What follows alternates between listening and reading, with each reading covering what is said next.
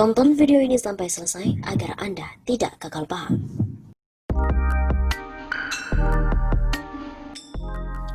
Gibran tantang Roky Gerung debat terbuka di TV One?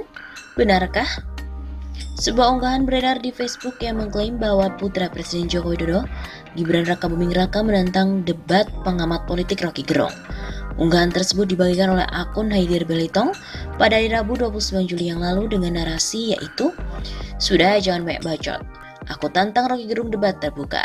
Dukung debat terbuka di TV One." Akun Facebook itu juga mengunggah foto collage yang menampilkan Gibran tengah duduk dan Roky Gerung yang sedang tertawa. Lalu benarkah Gibran menantang Roky Gerung debat terbuka di salah satu stasiun televisi? Berdasarkan penelusuran melalui jaringan suara.com, klaim yang menyebut bahwa Gibran menantang debat Roky Gerung adalah klaim yang keliru. Faktanya, foto yang diunggah oleh akun Facebook itu merupakan hasil suntingan. Selain dibuat collage, masing-masing foto Gibran dan Roky juga telah dilakukan editing. Potret Gibran dalam foto aslinya diambil karena calon wali kota Solo itu tengah bertemu dengan Ketua Umum Partai Demokrat Agus Harimurti Yudhoyono di Istana Negara pada tahun 2017 silam. Foto itu dimuat oleh sebuah situs berita liputan6.com dengan artikel yang berjudul "Kata Pakar Tentang Bahasa Tubuh Gibran Saat Bertemu AHY". Sementara itu, foto Roky Gerung juga mengalami penyuntingan di mana kepala Roky diambil dari sebuah foto kemudian ditempelkan ke gambar badan seseorang yang mengenakan atribut kepresidenan. Selain itu, belum ada konfirmasi dari masing-masing pihak tentang tantangan debat tersebut. Kesimpulannya dari penjelasan tadi, klaim yang mengatakan bahwa Gibran menantang debat terbuka kepada Roky Gerung merupakan klaim yang salah. Faktanya, foto Gibran yang termuat dalam akun unggahan Facebook Haidir Belitong termasuk dalam hasil editan. Sementara itu, foto Roky Gerung juga mengalami penyuntingan, di mana kepala Roky diambil dari sebuah foto kemudian ditempelkan ke gambar badan seseorang yang mengenakan atribut kepresidenan. Selain itu juga tidak ada konfirmasi dari masing-masing pihak tentang tantangan debat terbuka tersebut.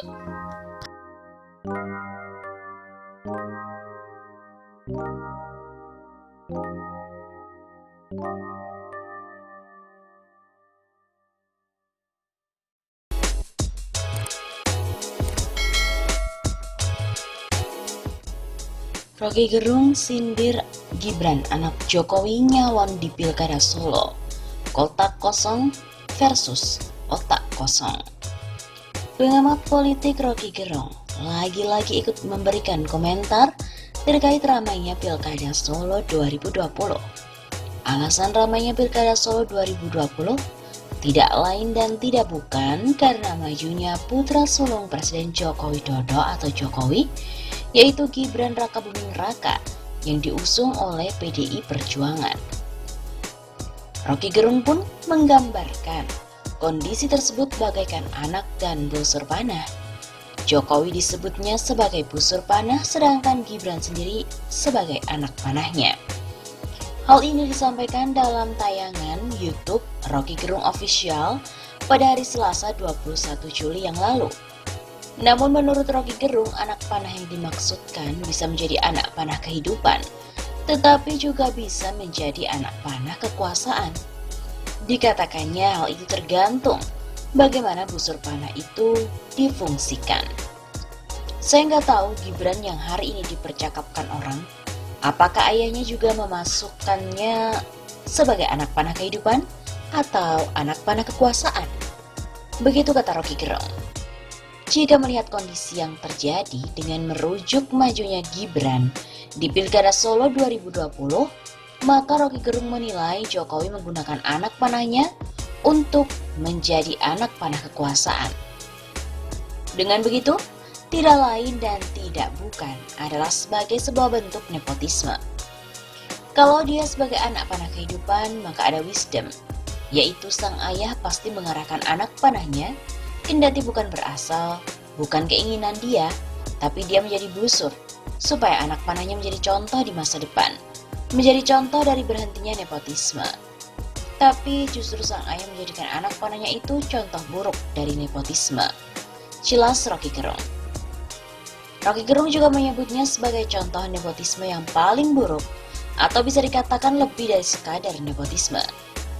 Karena seperti yang diketahui, nepotisme adalah masih dalam batas keponakan. Sedangkan Gibran sendiri sudah merupakan anak kandung dari Jokowi. Karena kalau kita sebut nepotisme itu dari kata nepos, artinya ponakan. Ini bukan lagi ponakannya, tapi ini anaknya. Jadi bukan nepos lagi. Ini sudah sosisme, putraisme, dan itu bagian yang paling buruk dari demokrasi. Bahkan Rocky Gerung juga menyebut, Jokowi ini lebih buruk dari rezim Soeharto. Dulu Pak Harto angkat Mbak Tutut, kita semua protes waktu itu. Tapi akhirnya kita mengerti karena saat itu sistemnya otoriter. Pak Harto kita nilai lebih fair untuk kuasai infrastruktur politik, tak ada oposisi. Maka Mbak Tutut, kalau dibandingkan ya lebih otoriter Jokowi sebenarnya. Dalam sistem demokrasi terang benderang, Jokowi bermain di akhir keruh, mencari keuntungan dari jabatan politik. Sebut saja lebih totaliter dari sistem Orde Baru. Lebih lanjut, Rocky Gerung juga membenarkan bahwa majunya Gibran ke Pilkada Solo 2020 merupakan hak otonom setiap individu.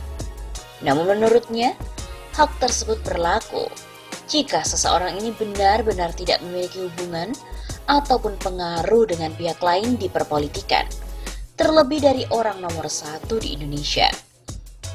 Kata Rocky Gerung, tentu orang bisa bilang ya itu otonom untuk mencalonkan atau tidak mencalonkan.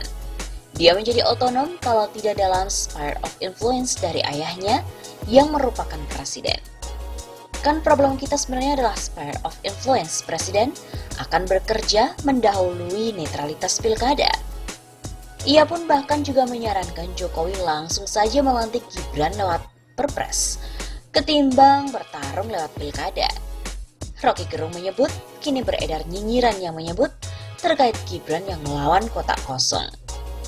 Jadi meme sekarang kalau kotak kosong yang kalah di Solo, yang menang siapa? Jadi sebenarnya kotak kosong versus otak kosong. Begitu katanya. Lalu apakah Gibran pasti jadi wali kota Solo? Jangan deh terlalu optimis. Anak Presiden Jokowi, Gibran Rakabuming, hampir pasti akan menjadi calon tunggal untuk pemilihan wali kota Solo. Ini terjadi setelah Ahmad Purnomo yang sekarang menjadi wakil wali kota Solo mengundurkan diri. Mundurnya Purnomo ini terjadi setelah dia bertemu dengan Jokowi. Pengunduran diri ini sekaligus mengakhiri kisru di dalam tubuh PDIP, partai terbesar dan juga berkuasa di Solo. Di PDIP lokal, Purnomo adalah orang yang memang ada pada giliran untuk memegang jabatan wali kota. Dia sejak awal meniti karir dalam tubuh partai. Dia kader akar rumput yang tumbuh, berkembang dan berkarya untuk partai. Jika meritokrasi partai dijalankan dengan benar, dialah yang seharusnya menjadi kandidat. Namun semuanya bubar karena anak presiden yang sebelumnya hanya tertarik berjualan martabak, tiba-tiba mencalonkan diri. Jelas, seperti diakui Purnomo sendiri, dia tidak kuasa melawan anak presiden. Dia mengaku ditawari jabatan di pemerintahan pusat, namun Purnomo menampik.